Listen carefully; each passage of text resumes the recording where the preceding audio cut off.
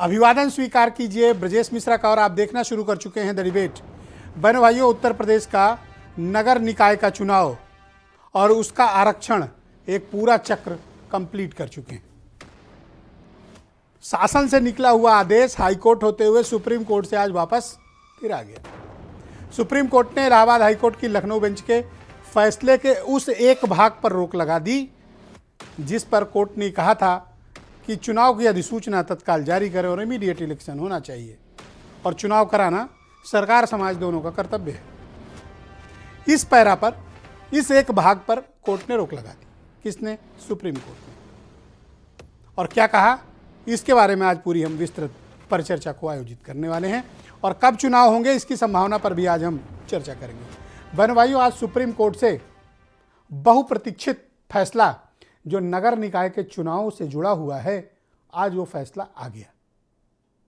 Allahabad high court की Lucknow bench का कि डिवीजन बेंच का वो फैसला जिसमें कोर्ट ने ये कहा था कि चुनाव तत्काल कराए जाएं, सरकार ने एसएलपी दाखिल की और सुप्रीम कोर्ट ने रोक लगा दी है तत्काल चुनाव के इलाहाबाद हाई कोर्ट की लखनऊ बेंच के आदेश पर। यानी तत्काल चुनाव की बात अब ख़त्म। हम लोग इसके पहले की डिबेट में जो भी दर्शक यहाँ पर जुड़े हुए हैं उन्हें पता कि हम इस इशू पर पहले डिस्कस कर चुके हैं और इस बात की पूरी हमने संभावना भी जता दी थी कि यह रुकेगा और वही हुआ फाइनली। यानी तत्काल चुनाव नहीं होगा। 31 जनवरी को नगर निकायों का कार्यकाल पूर्ण रूप से समाप्त हो रहा है, तो जाहिर सी बात है कि इनके पद रिक्त घोषित किए जाएंगे। तो सुप्रीम कोर्ट में सरकार ने क्या दलील दी, विपक्षी गणों की तरफ से क्या अपील आई और कोर्ट ने क्या कहा। पहली चीज, सबसे पहले आपको आदेश बता देते हैं कि सुप्रीम कोर्ट का आदेश क्या। सुप्रीम कोर्ट का यह आदेश है कि 31 मार्च 2023 तक ओबीसी आरक्षण की प्रक्रिया आयोग पूर्ण कर ले। कब तक? 31 मार्च 2023 तक ओबीसी कमीशन अपनी रिपोर्ट गवर्नमेंट को सबमिट कर दे। That's it. 31 मार्च को जब गवर्नमेंट को आयोग की रिपोर्ट मिलेगी उसके बाद नोटिफिकेशन इशू। अब इसके बाद वाली बात बाद में बताऊंगा। अब पहले आइए कि कोर्ट में क्या हुआ। तो कोर्ट में सरकार ने यह पक्ष रखा कि उसने इलाहाबाद हाई कोर्ट के आदेश की बात मानते हुए ओबीसी कमीशन का गठन कर दिया है। अब ग्राउंड पर सर्वे रिपोर्ट्स का वो इंतजार कर रहे हैं। जैसी ही रिपोर्ट मिलेगी इलेक्शन अनाउंस करेंगे, लेकिन तत्काल चुनाव कराने की स्थिति में नहीं है। लंबी बहस के बाद कोर्ट ने मामले को समझा और कहा ठीक, आप तत्काल चुनाव नहीं करा सकते, कोई बात नहीं, लेकिन 31 मार्च तक आयोग अपनी रिपोर्ट दे दे। सरकार ने कहा कि हमने 6 माह का कार्यकाल निर्धारित किया है आयोग के लिए, तो कोर्ट ने कहा ना, 6 महीने नहीं, 3 महीने में रिपोर्ट दो, वो भी 31 मार्च 2023 तक। ये स्पष्ट निर्देश कोर्ट की तरफ से प्राप्त हुए। यानी जो भी आरक्षण की प्रक्रिया की मियाद है, अवधि, वो कब तक है? 31 मार्च 2023 तक। Then what next? अब आगे ये होगा कि सर्वे के फौरन बाद नगर विकास विभाग को रिपोर्ट जाएगी, आरक्षण की प्रक्रिया तय होगी और चुनाव अनाउंस होंगे। चुनाव कब तक अनाउंस होंगे? तो 31 मार्च के पहले जब आयोग रिपोर्ट दे देगा तो उसके 15 दिन के अंदर अधिसूचना जारी ही करनी पड़ेगी, क्योंकि उसके ऊपर का अगर विलंब होता है तो सरकार को कोर्ट जाना पड़ेगा अतिरिक्त समय की मांगने के लिए। चूंकि सरकार को 31 मार्च तक का समय मिल गया है, आयोग को भी मिल गया है, तो लिहाजा उस अवधि तक प्रक्रिया को पूर्ण करना चाहिए। तो जो लोग भी चुनाव लड़ना चाहते हैं, चुनाव के इच्छुक हैं, वो कलम डायरी निकालें और लिख लें कि चुनाव होगा अप्रैल में। मिड अप्रैल से मिड मई के बीच चुनाव हो जाएगा नगर निकाय का। तो तैयारी भी और अपने रिसोर्स भी उस हिसाब से ही आप संभाल के और बचा कर रखें कि ये चुनाव आपको 15 अप्रैल से 15 मई के बीच लड़ना पड़ सकता है। करेक्ट? तो ये हुआ उत्तर प्रदेश के नगर निकाय के चुनाव में। आज सुप्रीम कोर्ट के आए के फैसले, उसके इम्प्लीमेंटेशन और कब तक चुनाव होंगे उसकी एक्सपेक्टेशन। लेकिन समाजवादी पार्टी ने भी एक इंटरवेंशन एप्लीकेशन इस पूरे पॉलिटिकल मूव पर सुप्रीम कोर्ट में दायर की थी। बहुत कम ऐसा होता है कि कोई पॉलिटिकल पार्टी ऐसे कॉम्प्लिकेटेड इश्यूज पर जो रिजर्वेशन से जुड़ा हो खुद कोर्ट पहुंच गई हो। हालांकि न वो पक्षकार थे, न वो वादी थे, न विपक्षी गण थे, लेकिन उन्होंने एक इंटरवेंशन एप्लीकेशन डाली। लेकिन सुप्रीम कोर्ट ने सबका निस्तारण करते हुए एक मियाद एक अवधि तय कर दी। लेकिन ये ओबीसी आरक्षण की राजनीति अब ये मत मान लीजिए कि इसका पटाक्षेप हो गया है, अब ये ज़मीन पर लड़ी जाएगी। कब? जब आयोग जाएगा जिलों के दौरों पे, और जिलों का दौरा करना अनिवार्य होगा। तो अब आयोग के पास समय ही कितना बचा है? उनको तो एक एक दिन में 2-2 जिले कवर करने पड़ेंगे, क्योंकि उनके पास 75 जिले हैं और समय कितना है? 31 मार्च तक का, और तब तक उनको रिपोर्ट देनी ही पड़ेगी। तो आज की परिचर्चा हम इस विषय पर करेंगे कि कोर्ट में क्या हुआ, नेक्स्ट क्या पॉलिटिक्स होने जा रही है, चुनाव कब होंगे, और सत्ता पक्ष और अपोजिशन के बीच का ये ओबीसी रिजर्वेशन का टकराव यूपी की राजनीति में क्या तब्दीलियां ला रहा है। आज हम इस विषय पर खुलकर और विस्तार से इस डिबेट में चर्चा करेंगे। तब तक आप सुप्रीम कोर्ट से आए स्टेटमेंट्स वकीलों के सुन लीजिए और उस पर हुई पॉलिटिक्स के बारे में समझ लीजिए, फिर पर चर्चा आगे बढ़ेगी। निकाय चुनाव में माननीय मुख्य न्यायमूर्ति ने आज पहले तो स्टे नोटिस कर दिया है और माननीय हाईकोर्ट द्वारा पारित आदेश के निर्देश डी को भी स्टे कर दिया है। उत्तर प्रदेश के नगर निकाय चुनावों के संबंध में आज माननीय सर्वोच्च न्यायालय का जो फैसला आया है, हम उस फैसले का स्वागत करते हैं। माननीय सर्वोच्च न्यायालय द्वारा दी गई समय सीमा के अंदर ओबीसी सहित सभी वर्गों को संवैधानिक व्यवस्था के तहत आरक्षण देते हुए हम चुनाव कराने की दिशा में चुनाव आयोग के साथ सहयोग करेंगे। समाजवादी पार्टी के लोगों ने एक षड्यंत्र करके आरक्षण को समाप्त करने का एक प्रयास किया, षड्यंत्र किया, और उन्हीं के स्लीपर सेल के लोग, उन्हीं की पार्टी के लोग माननीय उच्च न्यायालय में गए।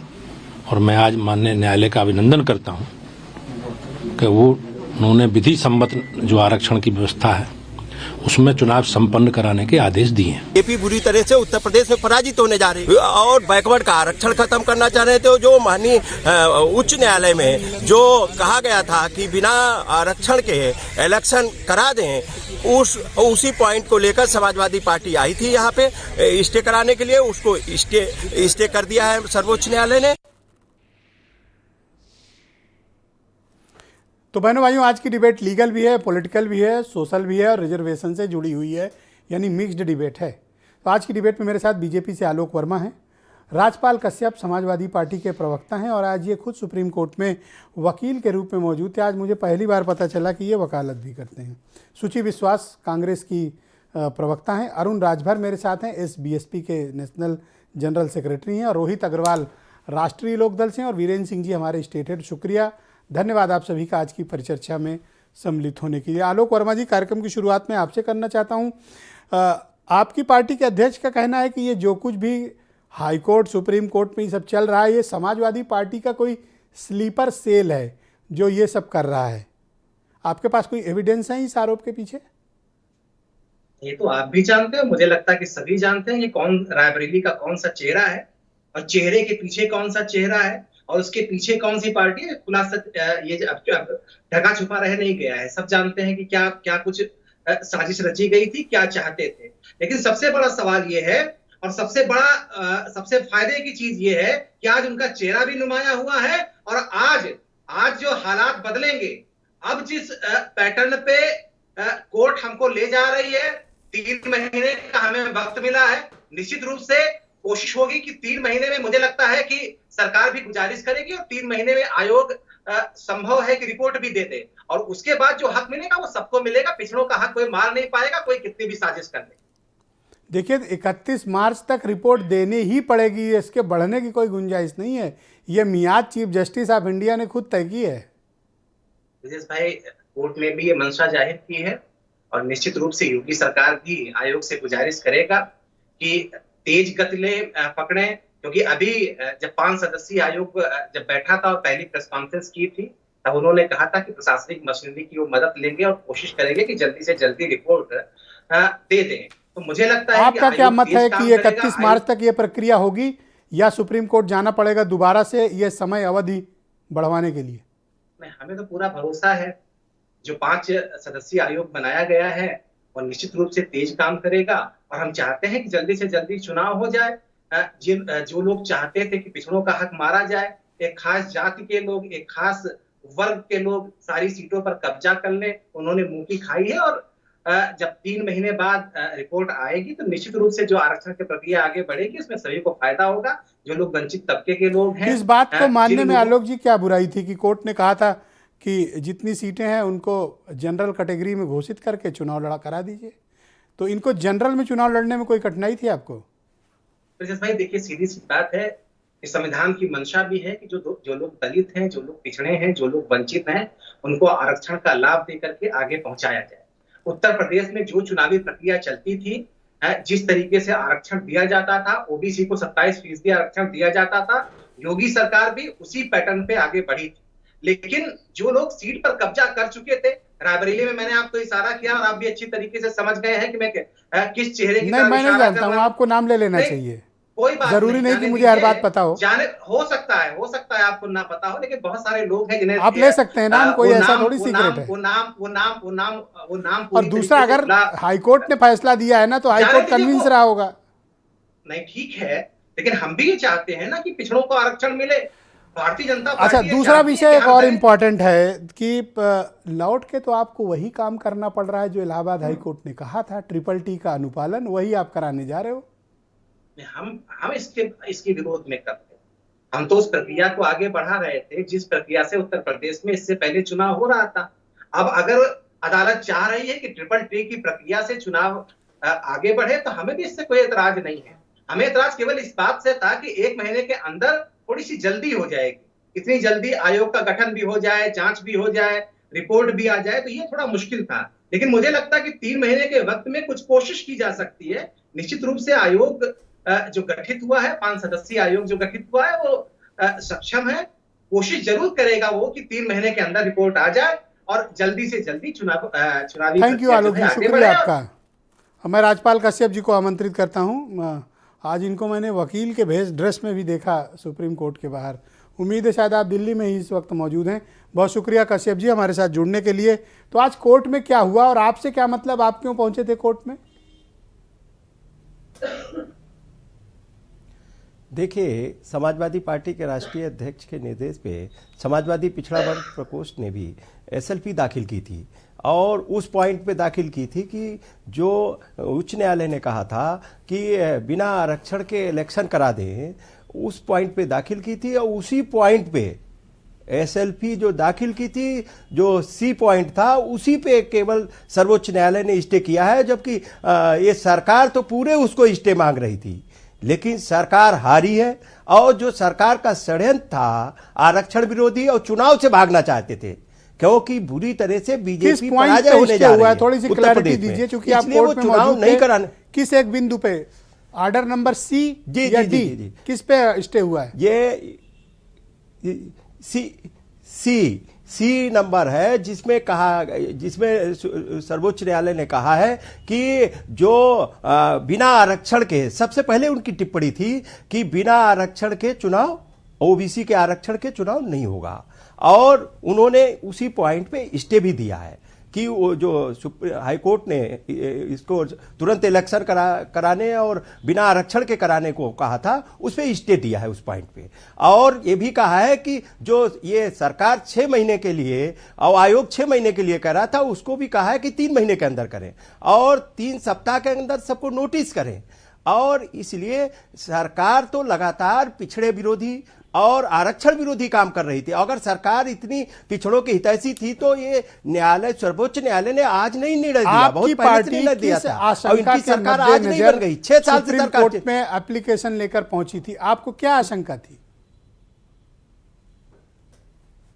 हमको पूरी आशंका ये थी कि जिस तरीके से उच्च न्यायालय में लचर पैरवी और और सही तथ्यों की जानकारी न रखने की वजह से ये उच्च न्यायालय ने फैसला दिया था, जिसकी वजह से सुप्रीम कोर्ट आना पड़ा। हम लोगों को पूरी आशंका थी ये किसी न किसी तरीके से षड्यंत्र करके आरक्षण भी खत्म कराना चाहेंगे और चुनाव भी टलवाना चाहेंगे। इसलिए समाजवादी पार्टी गई थी। उन्होंने कहा है कि ये समाजवादी पार्टी का स्लीपर सेल है जो इस तरह का रोड़े अटकाने का काम कर रहा था। स्लीपर सेल नहीं, समाजवादी पार्टी 6 साल से सरकार में नहीं थी और बीजेपी ही सरकार में थी। सुप्रीम कोर्ट ने कहा था ट्रिपल टेस्ट करा के ही आरक्षण लागू करें, और मध्य प्रदेश और महाराष्ट्र और बिहार में ये दिक्कतें आ चुकी थी, तो सरकार क्या सो रही थी? भूपेंद्र सिंह पंचायती मंत्री थे, सो रहे थे क्या? बीजेपी योगी सरकार सो रही थी? इनके अधिकारी सो रहे थे क्या? नाक कान कहीं खुले थे क्या? तो इनको कम से कम आंख नाक कान खोल के केवल चुनाव जीतना, बेईमानी से जीतो, भ्रष्टाचार से जीतो, सारे थानेदारों को लगा दो, अधिकारी को लगा दो, प्रमुख सचिवों अच्छा, को लगा दो। सरकार और ये रूलिंग प्रमुख पार्टी सचिव यानी तो केवल बीजेपी, चुनाव जिताने में लगे अभी रहती है, आलोक तो जी की भी देखते- आपने बात सुनी, ये कह रहे हैं सुप्रीम कोर्ट में तो हम जीते हैं। जी कौन? ये तो गए थे स्टे कर मांगने सारी, और ये तो गए थे कि 6 महीने का समय मिले। अगर ये एक पॉइंट पे स्टे हुआ है और सरकार जीती नहीं, सरकार तो बिना आरक्षण का सही सर्वे किए ही चुनाव करा रही थी। सरकार तो आरक्षण के हितैषी होती तो कई बार तो माननीय अखिलेश यादव जी ने भी कहा पिछड़ों की जाति जनगणना करा लो। ये कहां जनगणना? इन्होंने सुप्रीम कोर्ट में भी एफिडेविट दिया कि जाति जनगणना कराना कठिन काम है, सुप्रीम कोर्ट में गया था। ये पिछड़ों के हितैषी है, ये पिछड़ों के थैंक यू दुश्मन है, राजपाल पिछड़ों- कश्यप जी, अगर शुक्रिया। ये चाहते तो मैं डिबेट को आगे बढ़ाता हूँ। बहुत पिछड़ों की। बहुत धन्यवाद आपका। मैं सुचि विश्वास जी को आमंत्रित करता हूँ, उत्तर प्रदेश में कांग्रेस कमेटी की प्रवक्ता हैं। बहुत शुक्रिया आपका सुचि जी। ये आरक्षण का विवाद ओबीसी वाला, ये 5 दिसंबर से शुरू हुआ और आज 4 जनवरी को आके इसकी परिणति ये हुई कि सुप्रीम कोर्ट ने कहा कि ट्रिपल टी वाला फार्मूला पूरा करके 31 मार्च तक आओ, तब चुनाव घोषित होगा। आपका क्या मानना है कि इन सब के पीछे क्या उद्देश्य था, क्या राजनीतिक निहितार्थ थे, और कांग्रेस इस पूरे प्रकरण पर अपनी क्या ओपिनियन रखती है? देखिए, सत्ताधारी दल को पिछड़ों का वोट तो चाहिए, लेकिन सत्ता में पिछड़ों की भागीदारी नहीं चाहिए। जो संविधान, सामाजिक न्याय संविधान की आत्मा है, और दोनों के ही भारतीय जनता पार्टी की मानसिकता और विचारधारा खिलाफ है। बाकी वो एक सुनियोजित षड्यंत्र के तहत समय समय पर तमाम, चाहे आयोग हो, तमाम ऑर्गेनाइजेशंस हो, बोर्ड्स हो, आज जो हजारों साल की दास्ता के बाद आज अंबेडकर साहब द्वारा या पुरानी सरकारों द्वारा जिन अधिकारों की रक्षा की गई, कैसे धीरे धीरे उसका शरण किया जाए, यही भारतीय जनता पार्टी की प्रक्रिया है। और इस पर किस प्रकार से सत्ता का मुलम्मा चढ़ाया जाए, न्याय की व्यवस्था को इन्वॉल्व किया जाए, ल्यूक्रेटिव वर्ड्स का इस्तेमाल किया जाए, इसको ऑर्नामेंटल किया जाए और पुनः उसी दास्ता में, उसी पिछड़ेपन में लोगों को ढकेल दिया जाए। आज पिछड़ों के अधिकार है तो कल दलितों का भी नंबर है। तो ये तो क्रोनोलॉजी है बीजेपी की, इसमें कुछ नया नहीं है। जैसे जब इनकी सरकार बनी थी उस समय भी आपको याद होगा कि पुलिस भर्ती की जो रिजल्ट्स आए थे, उसके बाद उन्होंने 3-4 दिन बाद नए रिजल्ट्स डिक्लेयर किए थे, जिसमें कहा, देखिए, घूमकर अब हाईकोर्ट के ही आदेश पर बात आकर टिक गई है। धुरी वही है, एपिक सेंटर वही है, क्या? ट्रिपल टी, वो तो करना पड़ेगा।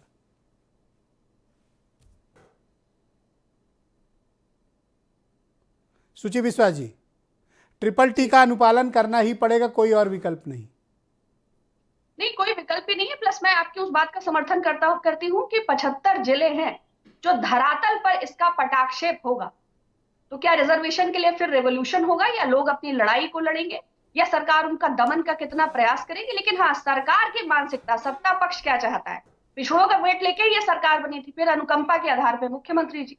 तो एक वर्ग तक समस्त चीजों को सीमित रखना और संवैधानिक प्रक्रियाओं को डैमेज मैडम, मैं अभी भी नहीं समझ पा रहा हूँ कि ये ओबीसी कमीशन सुप्रीम कोर्ट के आदेश का अमल कैसे करेगा। मैं आपको एक एग्जांपल देता हूं और दर्शकों के ऊपर भी छोड़ता हूं और आप सब पैनलिस्ट के पास भी कि इसका अध्ययन करें और खुद जवाब तलाशें। 75 जनपद हैं उत्तर प्रदेश में और हाईकोर्ट का आदेश कहता है कि जिलों में जाना पड़ेगा। तो 75 जिले, अगर एक जिले ये 2 दिन में भी लगाए आने जाने और प्रक्रिया पूरी करने में, तो कितने दिन हुए? 150 दिन, 150 दिन। और ऐसा तो है नहीं कि आयोग रोज काम करेगा, थोड़ा बुजुर्गवार लोग हैं, उसमें एक आध दिन छुट्टी भी लेंगे। तो मैं अगर मान के चलूँ कि 5 दिन भी काम करेंगे तो एटलीस्ट इनको 180-190 दिन लगेंगे, अगर ये ठीक से प्रक्रिया को कंप्लीट करते हैं तो। और सुप्रीम कोर्ट कह रहा है 31 मार्च तक कर दें। How is it possible? मतलब ये संभव कैसे है, मैं तो समझ नहीं पा रहा हूँ।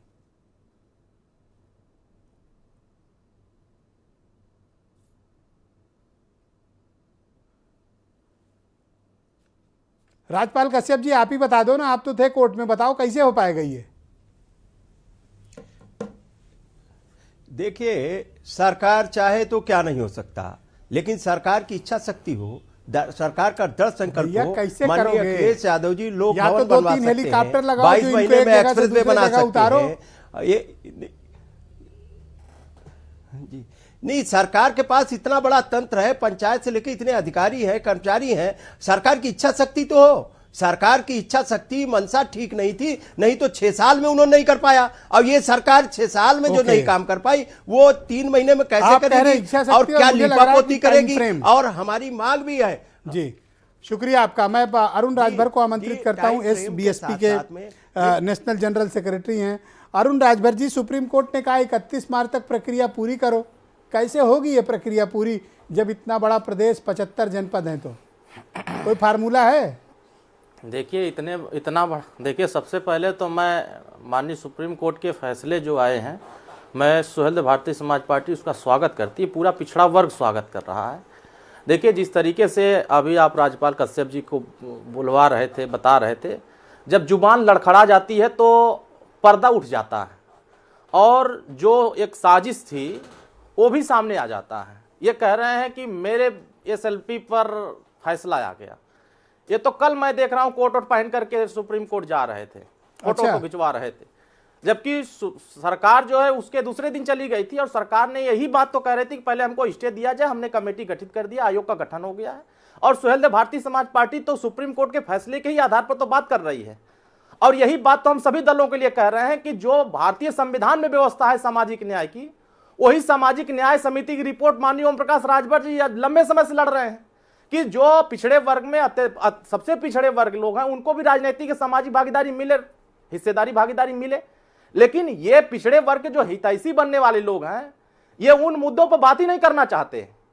ये बात वहां करना चाहते हैं जहां उनको राजनीति करनी होती है, जहां उनके समाज का कुछ इलाकों में प्रभाव रहता है, कुछ इलाकों में उनको लाभ लेना होता है। मैं तो बहुत जिम्मेदारी से कहता हूं कि यही सुप्रीम, जितना तेजी से समाजवादी पार्टी सुप्रीम कोर्ट चली गई 3 अक्टूबर 2013 के फैसले पर, उतनी तेजी से गई होती सुप्रीम कोर्ट तो आज ये सामाजिक न्याय के लिए हमको यहां रोना नहीं पड़ता, आज पिछड़े वर्ग को न्याय के लिए भटकना नहीं पड़ता, अति पिछड़ों को भागीदारी मिल गई होती। और सुहेलदेव भारतीय समाज पार्टी आपको न्याय किससे चाहिए समाज के लिए? समाजवादी पार्टी से जो अपोजिशन में है या बीजेपी से जो रूलिंग पार्टी है? नहीं, देखिए, हमें संविधान में जो व्यवस्था मिला है, अब वो जिसकी सरकार रहती है उस चीज को लागू करने का अधिकार सरकार को होता है। हम कह रहे हैं कि जो कमेटी नगर पंचायत चुनाव के लिए बनाई गई है 5 सदस्यीय, उसी कमेटी में जो सामाजिक न्याय समिति है दोनों इंक्लूड कर दिया जाए। उसके परीक्षण होकर के आ गए हैं, इनके परीक्षण होने जाएंगे तो समाजवादी पार्टी तो पहुंच गई थी कोर्ट। आप भी एक इंटरवेंशन एप्लीकेशन लेते और कोर्ट पहुंच जाते कि साहब ये काम भी करा लो, आप क्यों नहीं गए कोर्ट?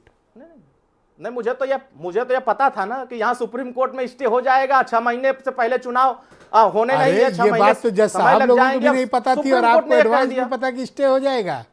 बड़े ज्ञाता व्यक्ति हैं भाई। ये तो तय ही था कि जब पॉलिटिकल पार्टी के प्रेशर पड़ गए ना बोलो भैया, कंटेम्प्ट हो जाएगा। जो SLP दाखिल किया था हम पर भी कंटेम्प्ट करवा दोगे। जो SLP दाखिल पहला नहीं पता होता, तो ये तय ही था कि स्टे लेने के लिए दाखिल किया गया था और बिना स्टे के ये आयोग गठित जो हुआ है वो काम भी नहीं कर सकता, उसको भी चाहिए समय। तो समय लेने के लिए सुप्रीम कोर्ट में सरकार गई थी, तो वो तो स्टे चाहे ये जाए चाहे वो जाए, चाहिए हम जाए, स्टे तो होना ही था।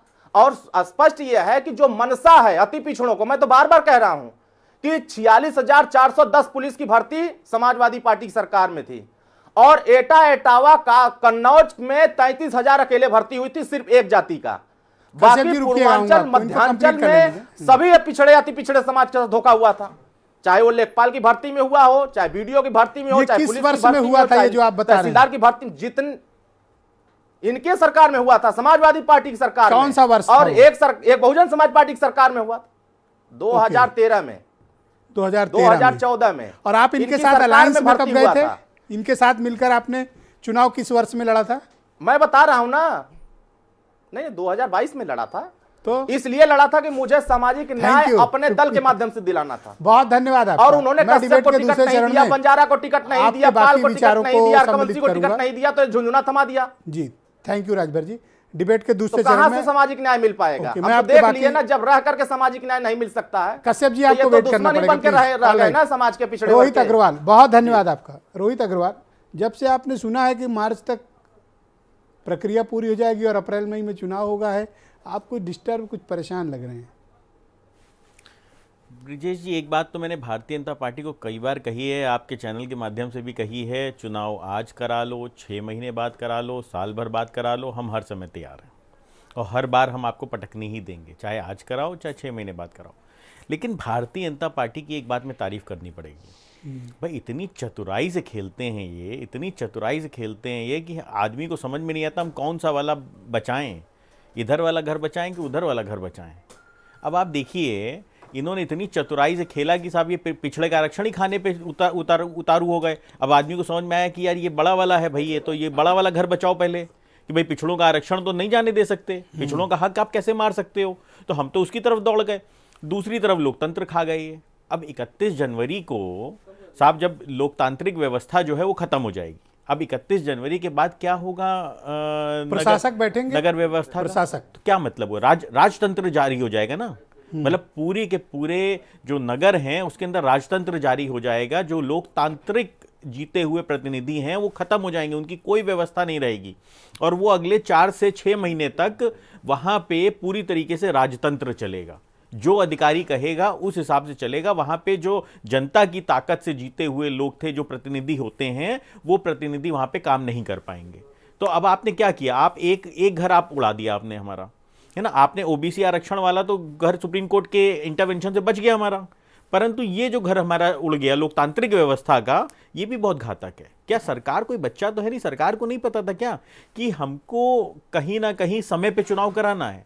आपने जानबूझ के ट्रिपल-टी के तहत आपने आरक्षण, पर आप तो ये मानते हैं कि ट्रिपल-टी फार्मूले के आधार पर ही आरक्षण मिलेगा? अब तो सुप्रीम कोर्ट ने कहा है, अब तो उसका पालना करना ही पड़ेगा। नहीं, बिल्कुल। तो ये काम तो कोई विकल्प नहीं है ना। ये काम तो आपको पहले करना चाहिए था ना। ये काम आपने इतना लेट क्यों? सरकार के मतलब कोर्ट के इंटरवेंशन के बाद आप क्यों आप इसके ऊपर कर रहे हो? ये काम तो आपको समय से कर लेना चाहिए था। कि चूंकि पहले वाले करके गए तो हमें भी मौका दो। तो भैया फिर हम ही को सरकार चला लेने देते, इस्तीफा दे दो, हम ही आ जाते हैं, सरकार चला लेते हैं। ये कौन सी बात है? नहीं, जब सब कुछ पहले वालों के हिसाब से ही करना है, बार चुन कर आए हैं। नहीं, तो जब सब करना हमारे हिसाब से है, फिर हमको क्यों कोसते हो भाई? पीछे वालों को कोसते क्यों? फिर ये कहो ना कि पीछे वालों के हिसाब से करना है। चुनाव है, तैयार हो? नहीं, बिल्कुल तैयार हैं, हम तो पूरी तरीके से तैयार हैं और हम चाहते हैं कि लोकतांत्रिक व्यवस्था के अंदर पूरा पिछड़ों का आरक्षण, दलितों का आरक्षण देते हुए सरकार समय पे चुनाव कराए। अच्छा, ये कह रहे हैं समाजवादी वालों को कोई स्लीपर सेल है, वो ये सब कोर्ट में करवा रहा है। ये बड़ा दुखद है ब्रिजेश जी, बिल्कुल दुखद है। आप देखिए मतलब कैसी मानसिकता है भारतीय जनता पार्टी की। ये जो टर्म है ये आतंकवादियों से रिलेटेड टर्म है, तो आप एक लोकतांत्रिक पार्टी के लोगों को आप आतंकवादियों से जोड़ रहे हो। मतलब कैसी मानसिकता, एक लोकतांत्रिक पार्टी के अगर आप वहां के कार्यकर्ताओं को आप आतंकवादियों से जोड़ रहे हो तो आपको शर्म आनी चाहिए। डबल इंजन की गवर्नमेंट क्या बताते हैं? डबल इंजन, केंद्र में हमारी गवर्नमेंट, प्रदेश में हमारी गवर्नमेंट। हम कह रहे हैं समाजवादी वाले स्लीपर सेल हैं, भैया जेल भेजो ना स्लीपर सेल को छाट छाट के। क्या होता है स्लीपर सेल? मुझे लगता है इनको इतनी भी जानकारी नहीं थी। तो अगर ये इनकी शैक्षिक मतलब स्थिति है तो मुझे तो शर्म आती है कि कैसी सरकार है हमारी। मतलब आप एक लोकतांत्रिक दल को कैसे आप ऐसी टेक्नोलॉजी से, आपने इस मसले को उठाया है तो मैं आलोक वर्मा को बुलाना चाहता हूं ताकि वो अपनी पार्टी का पक्ष रख लें इस मुद्दे पर जो आपने रेज किया है। यस आलोक जी, गो अहेड। पहली बात, ब्रजेश भाई राजपाल जी बड़े अच्छे लग रहे थे, कोट पैंट पहने हुए। उनको मैंने लखनऊ यूनिवर्सिटी में देखा है, नेता के ड्रेस में ज्यादा अच्छे लगते थे, लेकिन एक नई ड्रेस जो है उनके ऊपर खूब हो रही थी।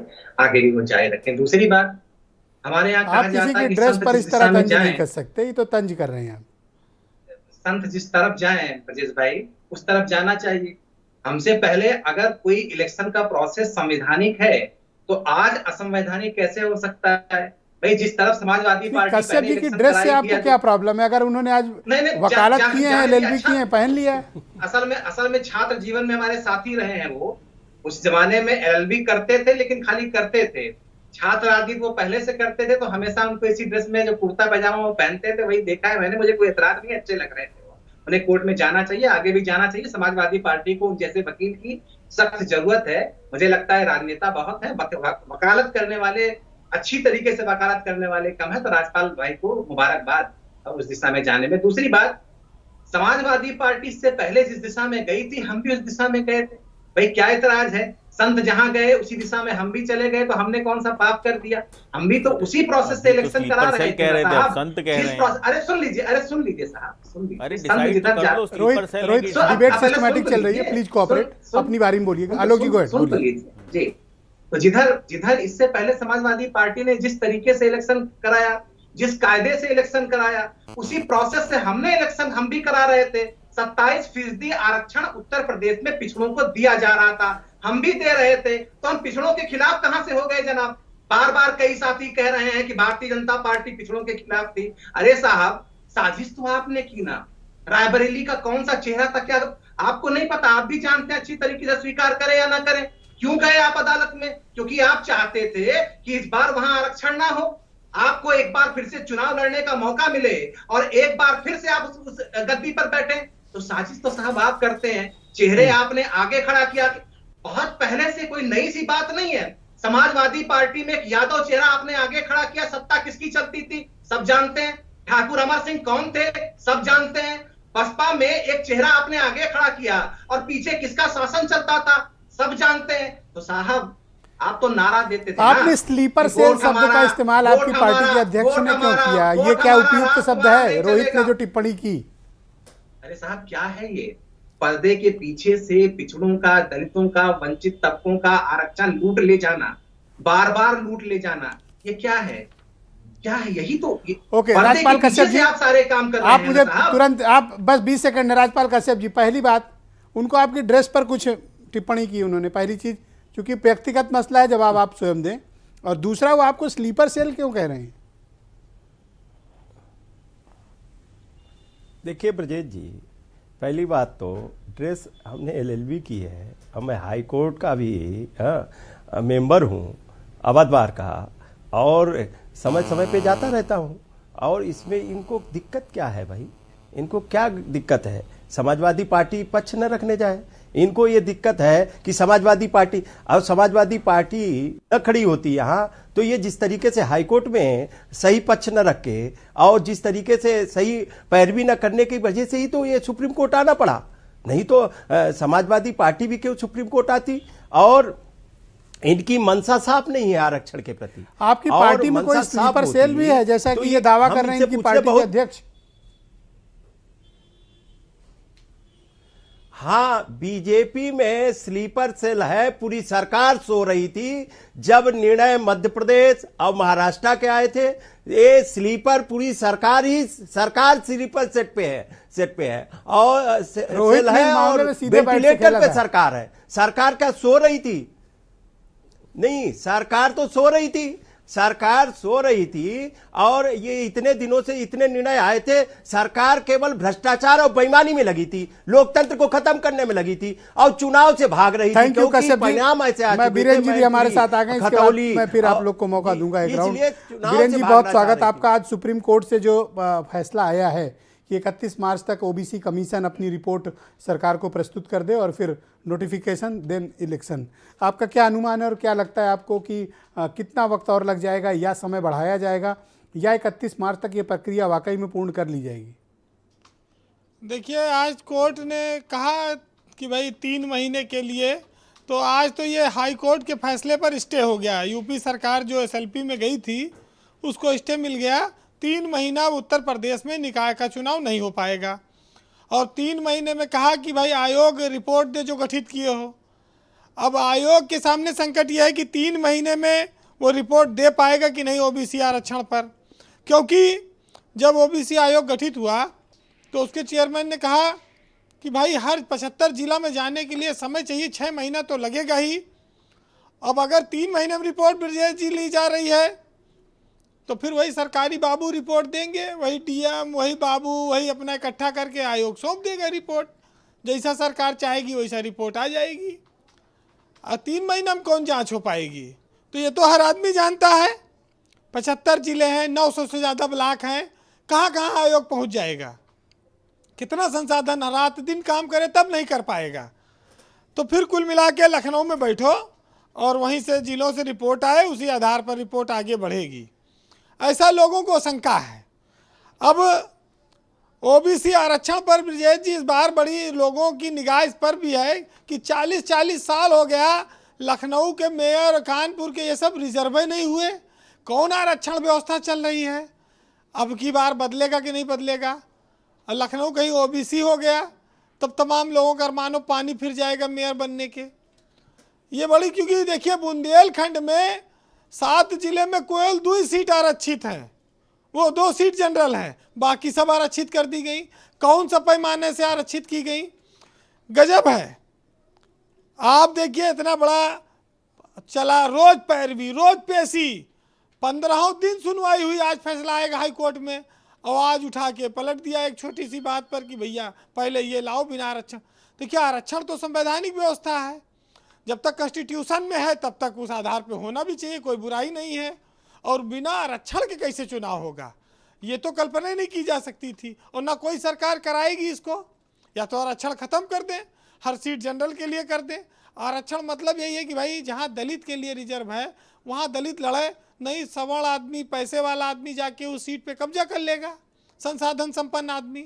तो इसीलिए बनाया गया ओबीसी और एससी के लिए। आज लेकिन उधर चंपत राय ने कह दिया कि राहुल गांधी के टी शर्ट में चिप लगी हुई है, उसमें गर्मी निकलती है और वो सर्दी नहीं लगती उनको। वो देश का नौजवान यात्रा कर रहा है सड़क पर, ये बीजेपी, विश्व हिंदू परिषद, इस सब में कोई विरोधाभासी बयान आ गया, इधर एक हवा और चल गई। आप देखिए क्या क्या होता है। आज ओबीसी के बवाल ने ये संभावना बना दी कि केंद्रीय मंत्रिमंडल में भी संभावना चर्चा होने लगी, भाई विस्तार हो और यूपी के और देश के कुछ ओबीसी लीडरों को वहाँ जगह दी जाए। कई सारी चीज़ें बदलने वाली है ब्रजेश जी, क्योंकि ओबीसी प्रकरण पर सरकार को विपक्ष ने बड़ा घेरा, खास तौर से समाजवादी पार्टी और अखिलेश यादव की पार्टी, क्योंकि वो बड़े विपक्ष हैं। और ये 3 महीने का एक मौका भी है अखिलेश यादव और उनकी पार्टी के लिए, तैयारी कर लें। कांग्रेस भी कर ले और बसपा का तो तैयारी हरदम रहती, उनके पास तो व्यवस्था दूसरी है। अब इधर कहीं बीजेपी स्वामी प्रसाद लड़की संग मित्रा मौर्य को ना मंत्री बना दे केंद्र में, कहीं अभी 6 सीटों पर एमएलसी बनने हैं, वहाँ भी एक मामला आ सकता है कि ओबीसी वालों को ज़्यादा दे दो। और अभी तो बहुत सारी चीज़ें हैं बची हैं, दारा सिंह वहाँ लौट सकते हैं, धर्म सिंह सैनी लौटने के तैयार थे, और पता नहीं कौन कौन आ जाए। ओबीसी नेताओं की पूछ तो बढ़ाएगा ये फैसला। तो ये बड़ी विचित्रता आपको देखने को मिली। एक नाम और छूट जाता है बार बार, अपर्णा सिंह बिष्ट का, वो भी जो है कहीं अगर ओबीसी हो गई तो ओबीसी में तो भी आई गई हैं, ले सकती हैं। तो ये जो आरक्षण का नतीजा है ये तो आएगा ही 3 महीने बाद, अब देना पड़ेगा। सुप्रीम कोर्ट ने कह दिया टाइम ज़्यादा देंगे नहीं। अब प्रधानी वाले में आपने देखा था कि वहाँ भी आरक्षण को लेकर बवाल मचा था, जिला पंचायत और ग्राम प्रधानी, ब्लॉक प्रमुखी में, फिर कपड़ा उतर गया, लाठी चल गई, कितने लोगों पर कैसे कैसे हुआ सब। अब ऐसे घमासान इसमें तो नहीं होगा, शहर का मामला है। लेकिन देखिए सबको वोट चाहिए, वोट के खातिर लोग अपना एक दूसरे को बनाते रहते हैं, घुमाते रहते हैं। और कोई पार्टी जो है चुनाव तो हारना चाहती नहीं, बीजेपी तो खास तौर से नहीं हारना चाहती, बड़ी मुश्किल से तो हारी है। वहाँ पर कह रहा है, वहाँ भी खतौली में और मैनपुरी में वही वो नहीं संभल रहा है। तो ये जो चुनाव है ये बीजेपी के लिए बड़ा अहम का चुनाव है, क्योंकि उसके पास ओबीसी के बहुत बड़े बड़े लीडर हैं। ये मैसेज नहीं जाना चाहिए कि बीजेपी में कोई उपेक्षा हुई। 50, 52, 54% वोट है ओबीसी का, देश में सरकार बनाता है, तो वो वोट को वो नाराज नहीं कर सकते। और यही वजह है कि आज जो फैसला आया उसका सब दल स्वागत कर रहे हैं। लेकिन ये मौका है कि आप तैयारी कर लो, आगे बढ़ जाओ, नहीं तो फिर वही पड़े रह जाओगे उसी स्थान पर। जी बीरेन जी। ब्रजेश जी, एक साहित्यकार ने लिखा है कि सरकारों का तो हर मामले में फायदा है। वही मैंने कहा ना कि भाई जीत गए तो वाह वाह और हार गए तो अपील वाला। भाई चुनाव जीत गए तो कहीं वो बातें जुमला थी, और चुनाव से पहले बड़े बड़े ख्वाब दिखाएंगे तो कहेंगे वो रेवड़ी बांट रहे हैं, वो कहेंगे कि तमाम सारे आरोप। देखिए एक साहित्यकार ने लिखा है कि ये सियासत के चश्मे कुछ धुंधले हो गए और चुनावी वादे आजकल फिर जुमले हो गए। और सियासत इस कदर आवाम पर एहसान करती है, पहले आंखें छीन लेती है, फिर चश्मे दान करती है। अरुण राजभर मुझे मैसेज कर रहे हैं कि आज बीरेन जी पीला वाला जैकेट पहने हैं, हमारा वाला। अरुण जी की पार्टी उत्तर प्रदेश में कांग्रेस और बसपा से बड़ी मैसेज किया पार्टी मुझे कि मानती पूछा है जाए आपसे अपने आप को। जी। तो ये उनके लिए अच्छी बात है। पीला रंग प्रतीक है बसंत का, आ रहा है, सरसों के फूल खेतों में लगे हैं, सब खेत राजभर जी के हैं। थैंक यू वीरेन जी, शुक्रिया, बहुत बहुत धन्यवाद। मैं सुचि विश्वास जी को आमंत्रित करता हूं, उत्तर प्रदेश में कांग्रेस कमेटी की प्रवक्ता हैं। सुचि विश्वास जी, कांग्रेस को इस बात की आशंका क्यों है कि ओबीसी का रिजर्वेशन या किसी और कैटेगरी का रिजर्वेशन पर बीजेपी कोई कुठाराघात करेगी या कोई नुकसान पहुंचाने की चेष्टा करेगी? आपकी पार्टी को ऐसा अंदेशा क्यों है? ऐसा अंदेशा हम सब बराबर देख रहे हैं और 2800 किलोमीटर की यात्रा करके श्रीमान राहुल गांधी जी जननायक के तौर पर दिल्ली कूच कर गए और भारतीय जनता पार्टी के तमाम प्रयास विफल हुए, जो हजारों करोड़ रुपए लगाकर एक राजनीतिक अभियान के अंतर्गत उनकी छवि को धूल धूसरित करने के लिए इतनी बड़ी प्रोपेगेंडा मशीनरी लगाई, वो सब चीजें फेल हो गई। तो इसके पीछे पर्पस क्या है? इसके पीछे पर्पस तो संविधान की मूल आत्मा को सुरक्षित रखना ही तो है। हमारा सोशल फैब्रिक डैमेज ना हो, समाज में संवैधानिक हित बने रहे, लोकतांत्रिक व्यवस्था कायम रहे। जो भी गवर्नमेंट ऑर्गेनाइजेशंस हैं, जो पीएसयूज का प्राइवेटाइजेशन है, जो ये हेडलाइन मैनेजमेंट और मीडिया मैनिपुलेशन की सरकार है, जो इलेक्टोरल बॉन्ड के माध्यम से इतनी ताकतवर है, इन सब व्यवस्थाओं को सुरक्षित करने के लिए ही तो कांग्रेस कश्मीर से कन्याकुमारी और कामरूप से कच्छ तक भी आगे दिखाई पड़ेगी। तो इसी व्यवस्था को मजबूत, इस विरासत, इस संस्कृति, इस देश की सुरक्षा के लिए कांग्रेस अब देखिए, ही तो निकाय आगे चल चुनाव के की स्पष्टता आ गई कि ये हम एक्सपेक्ट कर रहे हैं कि मिड अप्रैल से मिड मई के बीच ये इलेक्शंस हो जाएंगे। कांग्रेस तैयार है इसके लिए? जी, बिल्कुल तैयार है। और जब जैसा कि अभी मैंने किसी प्रवक्ता साथी को सुना कि समय पर सभी वर्गों को आरक्षण का अधिकार देते हुए सरकार की नैतिक जिम्मेदारी है कि इसको संपन्न कराया जाए। लेकिन हम और आप बेहतर तरीके से जानते हैं कि जिन चुनी हुई लोकतांत्रिक ढंग की सरकारों को भारतीय जनता पार्टी खरीद फरोख्त के माध्यम से राज्यों में गिरा रही है, क्या महाराष्ट्र में किया, क्या अन्य प्रदेशों में किया, वो सब हमें ज्ञात है। तो जब इतनी बड़ी बड़ी व्यवस्था को चकनाचूर करने में सरकार पीछे नहीं रख रही है, तो ऐसी दोहरे चरित्र की सरकार से ये अपेक्षा करना कि ये 3 महीने में क्या करेगी, मुझे लगता है कि ये कोरा काल्पनिक या कपोल कल्पना है। आपको लगता है कि 3 महीने के भीतर यानी 31 मार्च तक इन 75 जिलों की प्रक्रिया नियमबद्ध तरीके से हो जाएगी? देखिए, सभी बुद्धिजीवी और बौद्धिक अच्छे स्तर के लोग इसमें शामिल हैं किसी पर टिप्पणी करने का, लेकिन क्या प्रैक्टिकली ये पॉसिबल है? मुझे तो नहीं लगता। अगर हम लोगों को दौरा करना होता है, एक रूट मैप, एक रोड चार्ट, बाकी अगर सरकारी खाना पूरी करनी है, अगर सिर्फ एक कार्यवाही करनी है, एक कागज का पेट भरना है, तब तो अलग बात है। लेकिन वास्तव में अगर सरकार गंभीर है और वास्तव में अगर सरकार को लगता है जिसकी की मंशा संदेहास्पद है, और ये हमारे पैनल के लेकिन अगर आपकी बात माने 6 महीने लगे तो फिर सुप्रीम कोर्ट जाना पड़ेगा टाइम बढ़वाने के लिए। अब ये तो समय पर होगा, मैं कोई आपको लीगल एडवाइस नहीं कर सकती, लेकिन ये सोशियो पॉलिटिकल लीगल हर प्रकार का इशू है। अभी हमारे बीजेपी के साथी ने बजाय क्लैरिटी के उन्होंने ड्रेस पे बहुत सारी बात कही। हाँ, मुझे तो लगता है कि सबसे कश्यप जी के ड्रेस पर आपत्ति है, बताइए। अरे भाई, चाहे वो कोट पहने, चाहे टाई लगा ले और चाहे वो कुर्ता पजामा पहने, तो उनकी मर्जी है। एक्चुअली अब भारतीय जनता पार्टी माननीय प्रधानमंत्री जी के अतिरिक्त मुझे लगता है कि ड्रेस्ड होने का या सेल्फ ऑब्सेस्ड होने का, वो दुशाला भी पहने तो 7 लाख का, वो सूट भी पहने तो मोनोग्राम, बाकी अगर टी शर्ट भी पहने हैं तो उसमें चिप लगा हुआ है, जूता पहने हैं तो कितने का है, झोला उठाए तो कितने का, किसका पर्स लुई विटॉन का है। तो बीजेपी शुक्रिया मैडम, मैं कोशिश करूंगा कि एक बार और मौका मिले आपको। बहुत शुक्रिया। मैं अरुण राजभर जी को आमंत्रित करता हूँ। राजभर जी, देखिए, एमआरपी पे केंद्रित रहेंगे, बहुत शुक्रिया मैडम। अपना काम कब करेंगे? 75 जनपद और 31 मार्च तक का समय, और प्रक्रियागत समय भी बहुत लगता है जब आप जिलों के दौरे पे जाते हैं। सपोज कि किसी भी ज़िले में गए आप और वहाँ 1 नगर पालिका है या 2 नगर पालिका है और 5-6 टाउन एरिया है, तो इन सब क्षेत्रों का विस्तृत ब्यौरा, ग्राउंड सर्वे, ये सब तो बहुत टाइम टेकिंग प्रोसेस है ना। ये कैसे 31 मार्च तक हो जाएगा? मतलब कैसे, मैं समझ नहीं पा रहा हूँ। अगर आप ग्राउंड सर्वे करेंगे तो ओके, मेरा संपर्क नहीं हो पा रहा है, मैं कोशिश करूंगा उनको दोबारा जोड़ने की। रोहित, यही सवाल आपसे है। अच्छा, जुड़ गए। 1 सेकंड रोहित प्लीज, उनकी आवाज़ मुझे मिलने लगी। Yes, Arun ji go ahead. जी जी,